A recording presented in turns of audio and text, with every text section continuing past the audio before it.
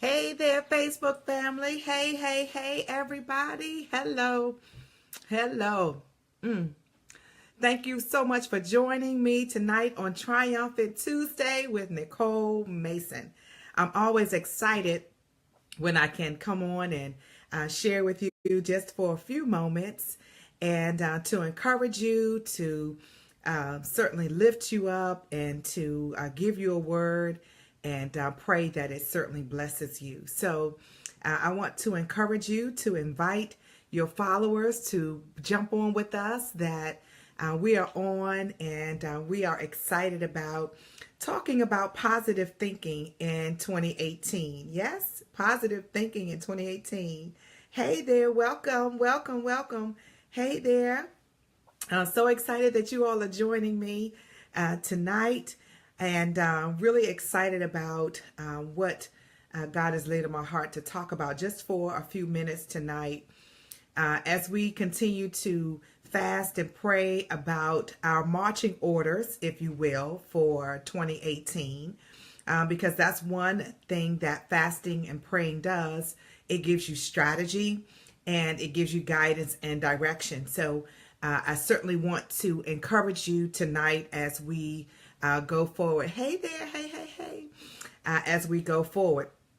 So as I was meditating about what I would share tonight, the Lord just kept dropping into my spirit, right thinking, right thinking. And it is critically important for us to understand that this year is a year of manifestation. It is a year of favor. It is a year of promises and blessings and all of those other great things. And what I have come to know is, when we are anticipating great blessings, and when we have been the recipients of great blessings, then there's always a counter to that. There's always, a battle. There are always obstacles and oppositions that come because we are being blessed. And this is why you find so many people, they give their hearts to the Lord, and then when things get difficult and rough, they run back to the familiar. Because in their minds, they're thinking, well, I got saved. I'm not sure why I'm having these problems. But the reality is, when we're walking for God and when we're doing the right thing, the enemy comes after us. It just goes with the territory. My home pastor says it this way, that adversity is neutral, meaning that it's neither good nor bad. It's how we perceive it. It's how we deal with it that makes the difference. And what I know is that your mindset is a critical part of your being able to move forward. It is a critical part of you being able to be successful.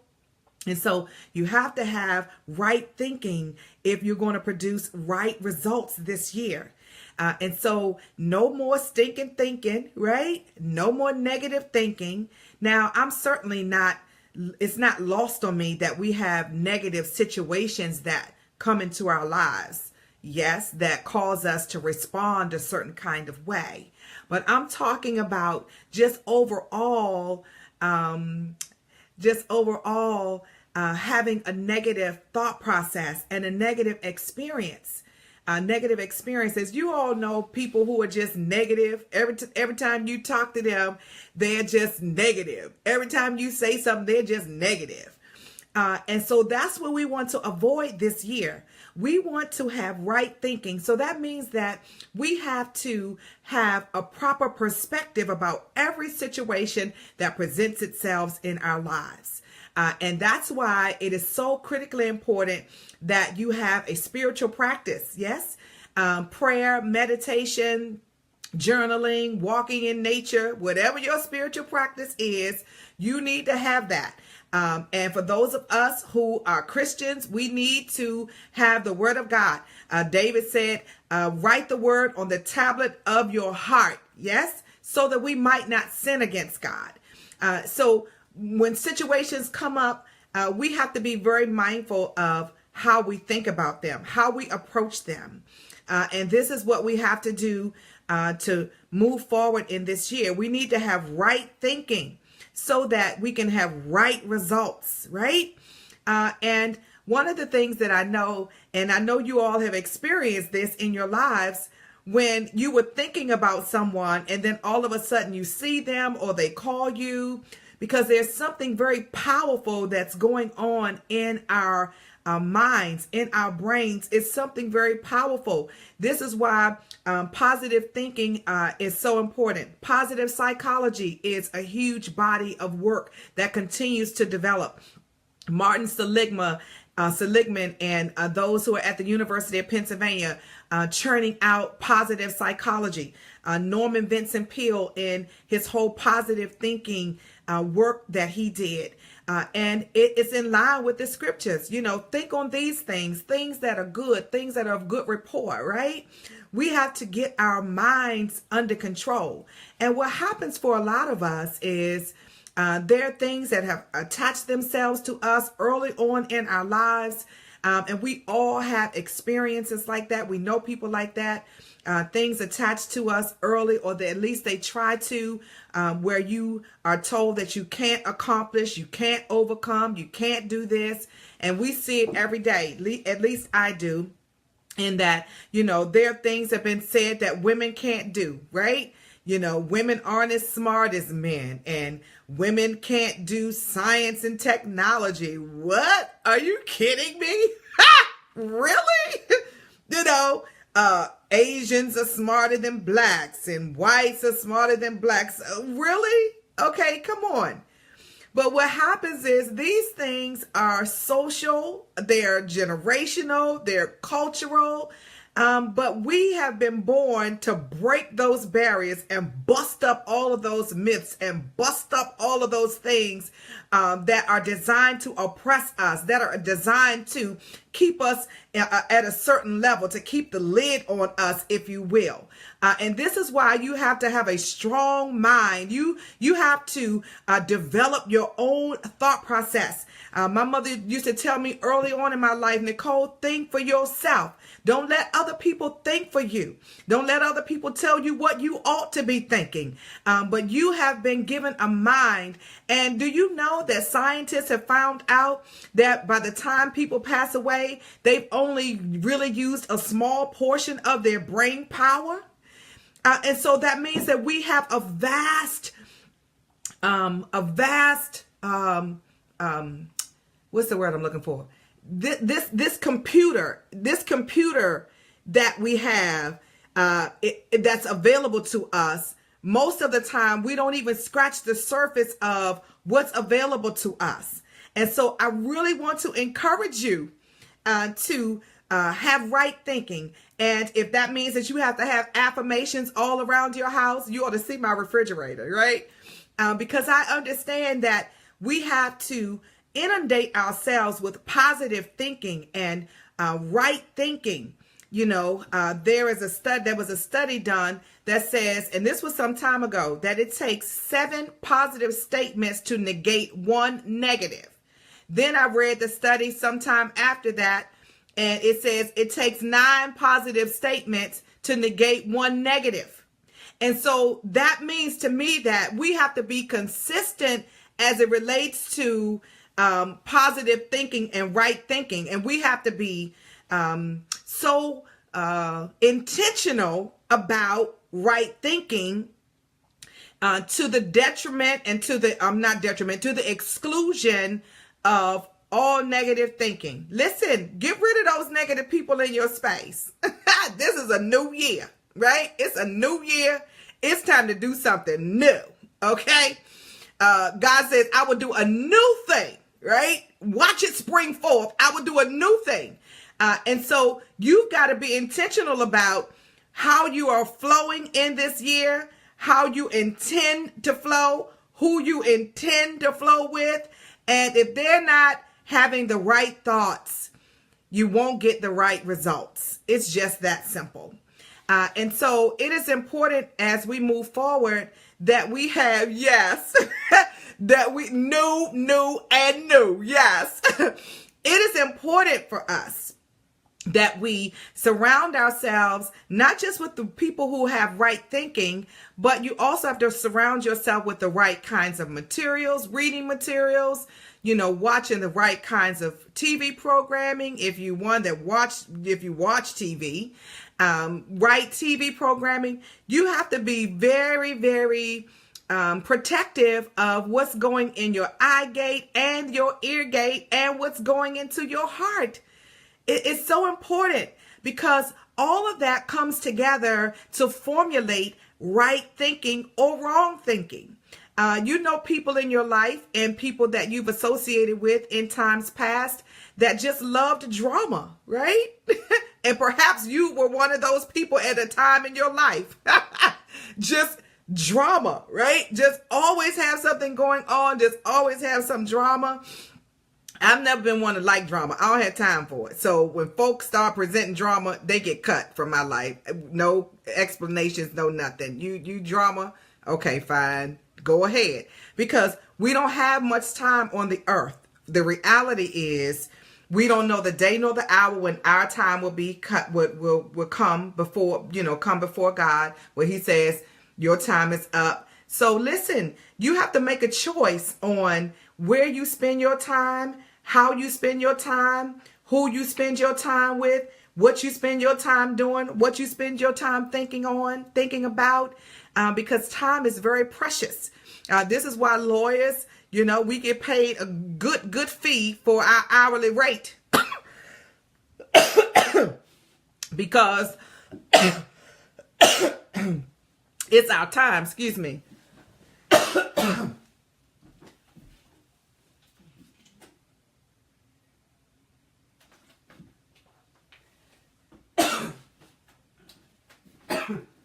Michael, give me some water.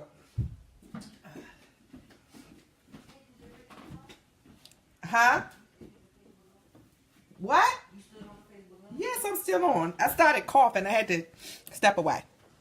Okay, sorry about that, y'all. I started coughing. But in any event, see, the enemy is he don't like me telling you to think right. So yeah, thank you, Minister Tanisha. She's on my team. She keeps me covered. Thank you. And so when you start thinking about right thinking, one of the things that was very impactful to me, we don't know how much time we have, and we have to be very intentional with our time. And I heard Dr. Vicki Johnson, one of my sister friends, we were at a conference and she was the keynote speaker. I invited her to be the keynote speaker. Thank you, Pastor Yolanda. I appreciate you all for praying. And she said that she saw on Dr. Oz, and this was so powerful, that we have a certain number of heartbeats until our number is called. And so you need to make a decision on how you're going to expend your heartbeats. And that was so powerful to me. I appreciated that so much. I'm like, yeah. I always say, we only have a certain amount of time, and you need to determine how you're going to expend it. But I love the heartbeats, because that makes it so clear. We only have a certain number of heartbeats to live, and we have to make a decision on how we do that and who we do it with, right? Excuse me. How we do it and who we do it with. So, right thinking leads to right results. And it's not just about what's coming out, it's also about what's going in. And so how are you spending your time? How are you edifying yourself? How are you adding value to yourself? Are you enhancing yourself through reading materials, through webinars, through conferences, coaching? How are you adding value to yourself? One of my coworkers, God bless her, and I love her so much, she told me about a year or so ago that she hasn't read a book since she graduated from college. I was like, what? Oh my God. And that's been some time now. And I thought to myself, how awful is that? Because the world continues to evolve. The world continues to expand. And People learn new things and they're writing them in books. And I pray that none of you are like that. Listen, you've got to enhance yourself. You've got to add value to yourself. And I did my Facebook Live yesterday, popped on just a bit about Martin Luther King, just talking about legacy. I had the awesome pleasure of speaking last year for the 30th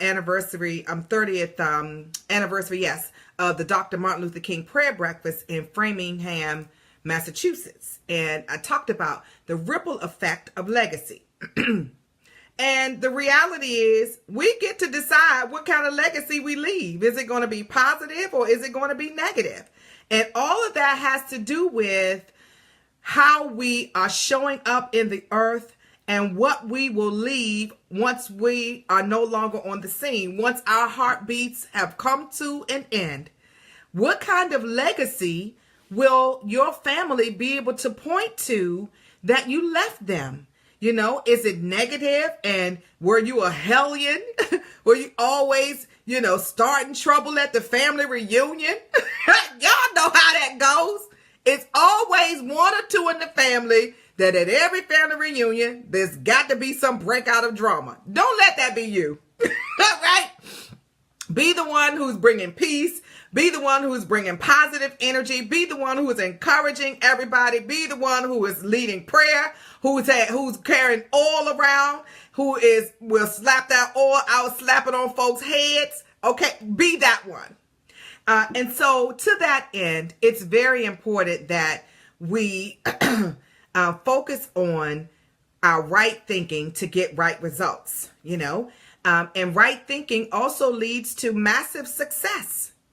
And you have to understand that you may not succeed at everything you put your hands to, but even when you lose, you still win. It's perspective. Because when you lose, you can take those lessons and appropriately apply them to the next project that you work on or to the next task that you work on. But the reality is, if your perspective is, I always win, so even when I lose, I win, that has a lot to do with how you think. And for me, that's how I live. I always win, right? I always win. And so I've told you all on a number of occasions about, applying to law school 9 times and being rejected 9 times. But guess what? I was not going to take no for an answer. My spirit energy is one. You just can't get rid of me that easily. So I kept applying. I applied the 10th time and I was accepted. And I remember I was speaking at a conference and one of the ladies asked me if I ever got tired of applying. And when I thought about it, I started laughing. I said, I don't even think I gave myself time to even get discouraged, because in my mind, it's like, you ain't going to tell me no. Somebody's going to let me into a law school. And that's how I felt about it. And I just kept applying. And so I have that kind of spirit energy that I'm just not going to take no for an answer, because I knew at the age of 9 I wanted to be a lawyer. I loved Perry Mason, particularly at the end when Perry Mason had the witness on the stand and he asked those questions in rapid succession to make people say, I'm guilty, I did it. Something about that resonated with this already blazing advocacy spirit that God birthed in me early on in my life. So I knew that that's what I wanted to do. And so you've got to get to the point where you go after what has been placed in your heart. But again, it's your perspective on your loss, perspective on, your rejection, perspective on how you show up and how you handle all of that. And you've got to get to the place where you understand that failure does not mean that it's over. John Maxwell wrote a book many years ago that I loved. And again, I'm an avid reader, and it's called Failing Forward, right? How much of an oxymoron is that? Failing forward. And the book is all full of strategies and chock full of information on overcoming failure. And so if that's something that you have dealt with, that is a really good resource. Failing Forward by John Maxwell. And I want to encourage you to begin to read and read those books around positive thinking, and read those books around, bouncing back from failure, bouncing back from rejection, all of those things. Anything that is going on in our lives, somebody has written a book about it. Yes, you can start with the Bible, right? Start with the Bible, okay? And so you've got to get to the place where wherever you find yourself, you look for the resources to help you, right? So if it's financial failure, then go get Susie Orman or somebody, okay? Dave Ramsey, these people. Tony Robbins has written a book around finances. So all these different people are writing so that we can glean from what they're writing and apply it to our lives so that we can have right thinking, right? And we can have right results, and we can have right success. Yes, massive success comes with right thinking and right results. Massive. And so I really want to encourage you to figure out where you are. Are you stuck somewhere? That may mean that you need a coach, right? Or do you, what's holding you back from going after what's been placed in your heart? And you've got to do something. You've got to start somewhere. And the one thing I really want to caution you about is not comparing yourselves to other people. I personally think it's a slap in God's face when we start comparing ourselves to other people, because we all have been uniquely created in God's image and his likeness. And he's given you everything you need to be successful in whatever it is that he's placed in your heart. Desire comes from God. And so the right desire, let me clarify, right? Let me clarify, put a disclaimer. The right desire comes from God. And you've got to go after what it is he's placed in your heart. And you've got to take baby steps, right? I always tell my staff, we've got to revel in the small victories. Yeah.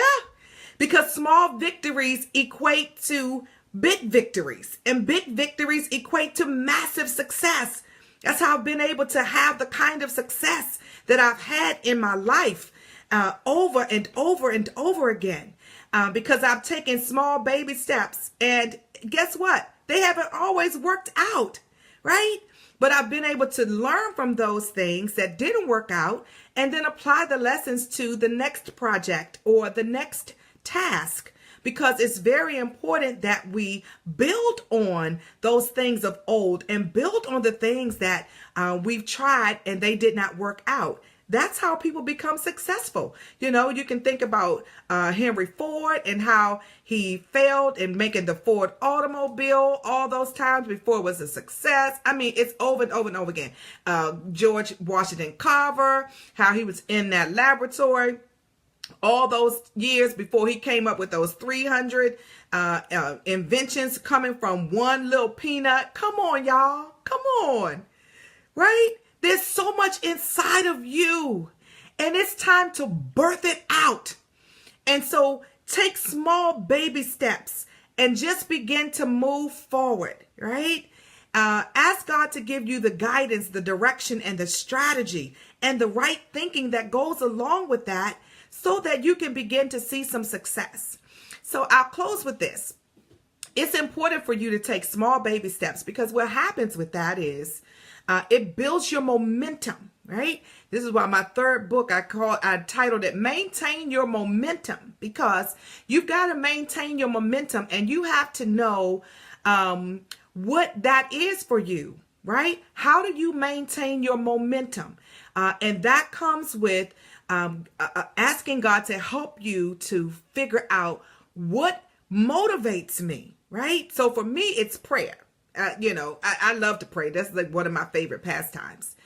Prayer and reading books and journaling, so that I can see my progress, so that I can see what I did before that didn't work and how I need to move forward.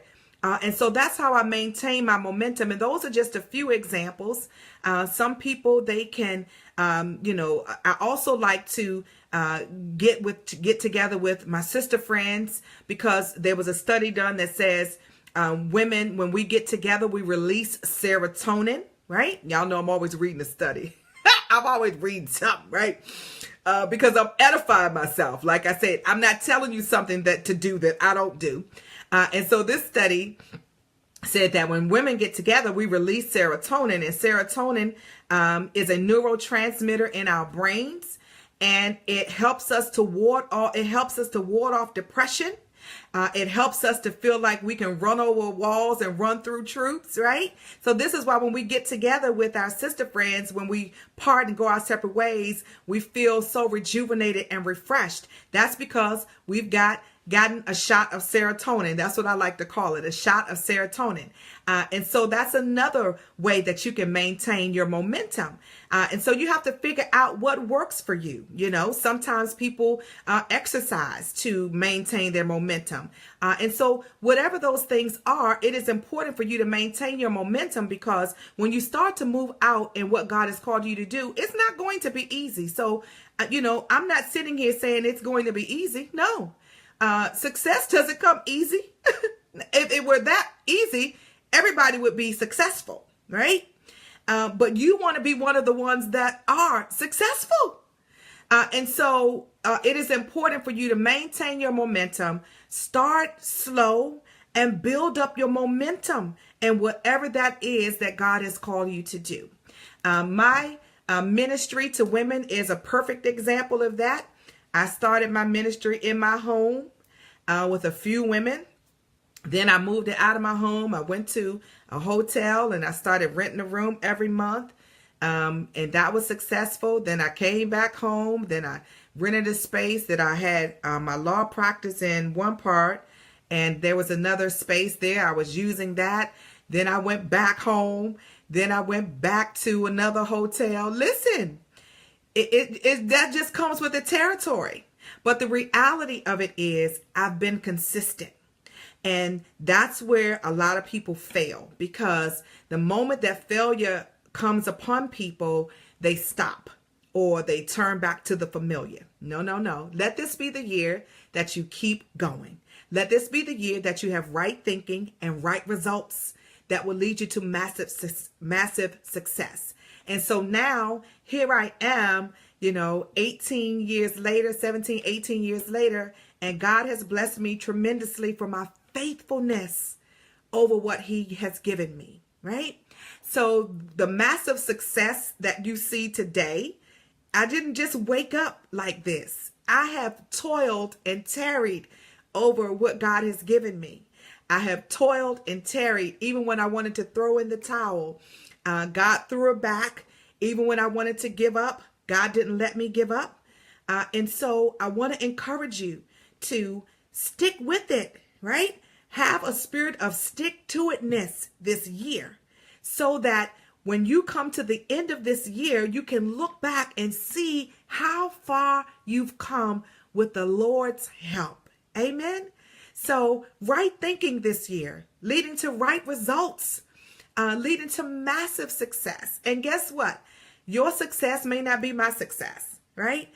Some people's success, it just might be having a newsletter going out consistently every month, right? That's success. And so you've got to start somewhere. For other people, it might just be, showing up, to a networking event, to put yourself out there, to come out of your comfort zone, that introvert energy, just to be in the space, meeting new people. That's success. So you have to determine what is success for you. But the reality is you've got to do something. And as you do it, think right? Think on these things, those things that are positive, that are of good rapport, right? Those things that are pure, that are lovely, right? You got to think positively. So when the enemy presents himself, when obstacles show up, and they will, you have to find the positive in every situation. And I always say, if there was anything positive to say about the situation at the time, you can always say, well, I'm still here, right? I remember when my mom and my grandmother passed away, that's all I could say on many days.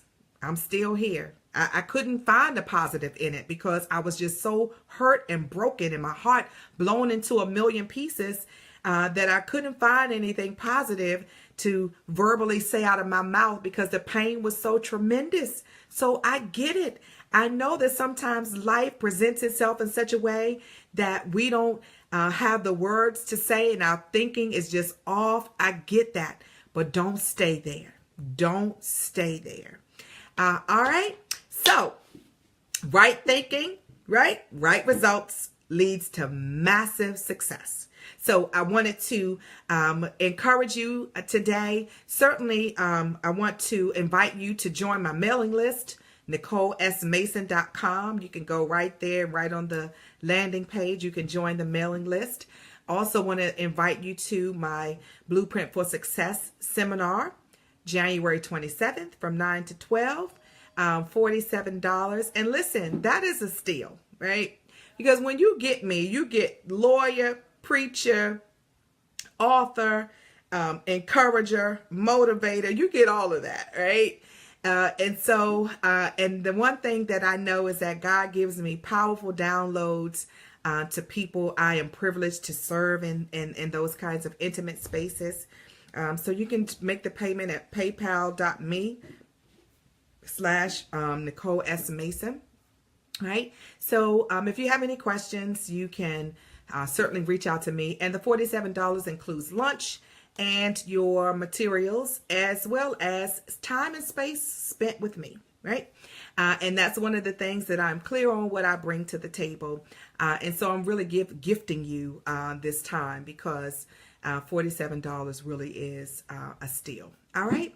So until next week, thank you all so much. I appreciate the love. I appreciate all of you.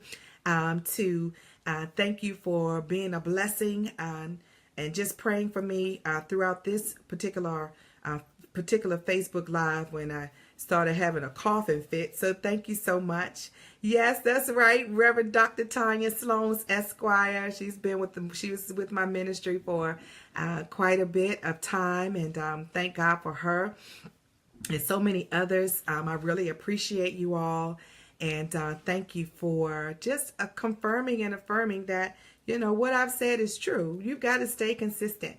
And I appreciate each one of you and thank you. All right. So God bless you. And right thinking, right results leading to massive success in 2018. All right. Peace.